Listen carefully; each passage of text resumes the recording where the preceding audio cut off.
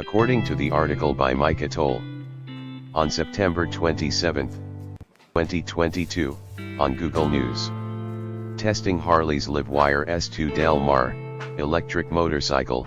First you ride it, then you want to buy it? If the last thing you need is to try and convince your significant other of why you need to buy another motorcycle, then do yourself a favor and don't ever get on a LiveWire S2 Del Mar, because as soon as you do, you're going to want one. Trust me, it happened to me. Harley Davidson's electric motorcycle brand LiveWire has just reopened reservations this morning for its second electric motorcycle model, the S2 Del Mar. The first round of reservations opened back in May for the launch edition, but they sold out in 18 minutes. The company let me get an early test ride before reservations reopened, and now I can't imagine going back to my boring old life before this bike.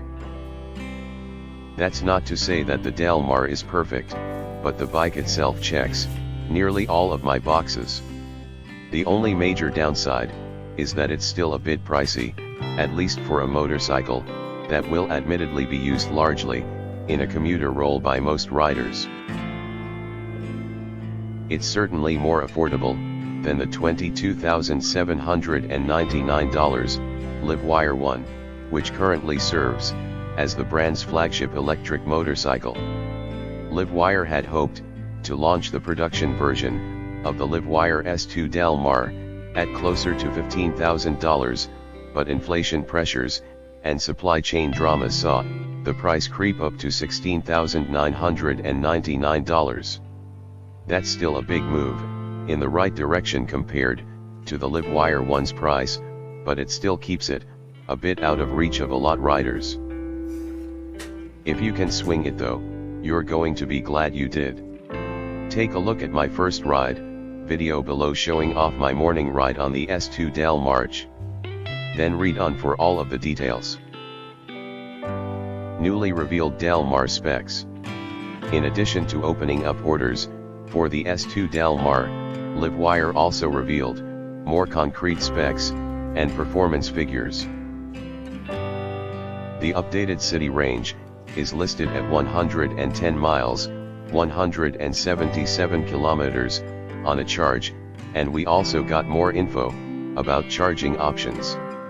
Both level 1, think, normal wall outlet charging, and level 2, think, public charging station, will be available on the bike, but there's no level 3 DC, fast charging like on the LiveWire 1. Even so, the company says a level 2 recharge of 20 to 80%, indicative of real-world charge stops, will take around 75 minutes.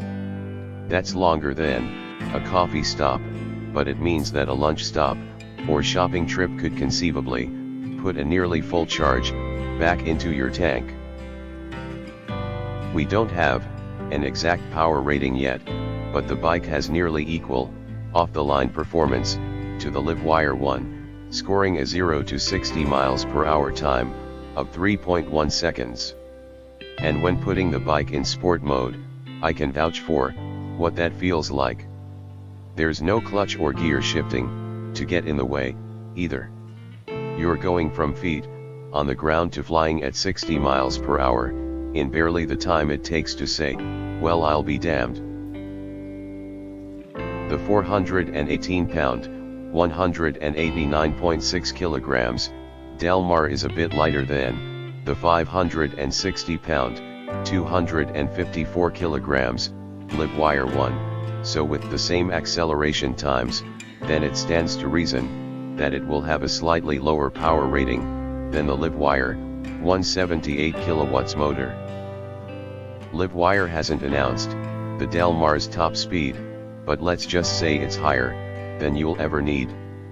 I got it up to speeds that I had no business reaching on a New York highway, and it seemed to have plenty of room to keep going.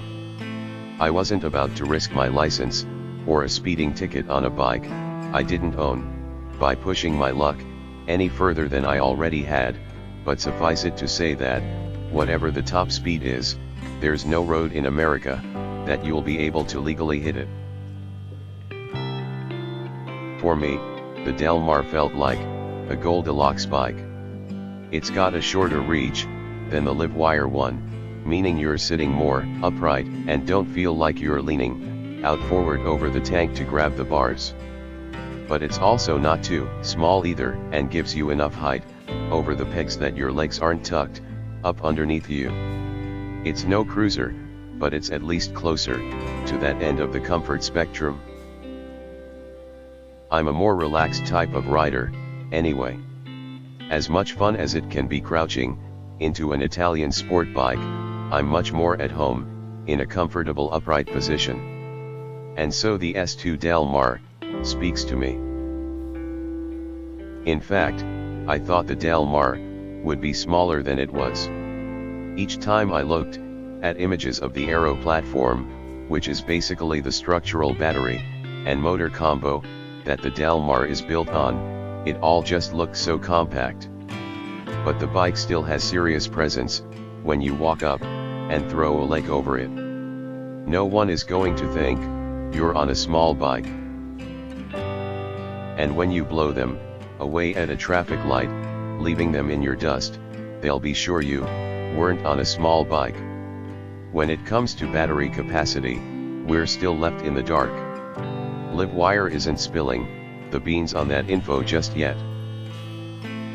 Based on the 110-mile city range offered by the company, and the level 2 recharge time from 20 to 80% in 75 minutes, I'd wager that the battery will fall in the 9.5 to 10.5 kilowatt-hour range. But that's just an educated guess at this point.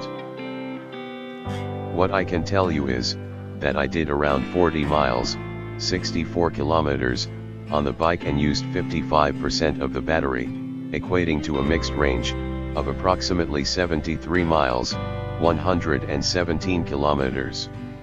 That ride included everything from city traffic to unreasonably fast highway speeds, so that's probably a pretty fair mixed range figure.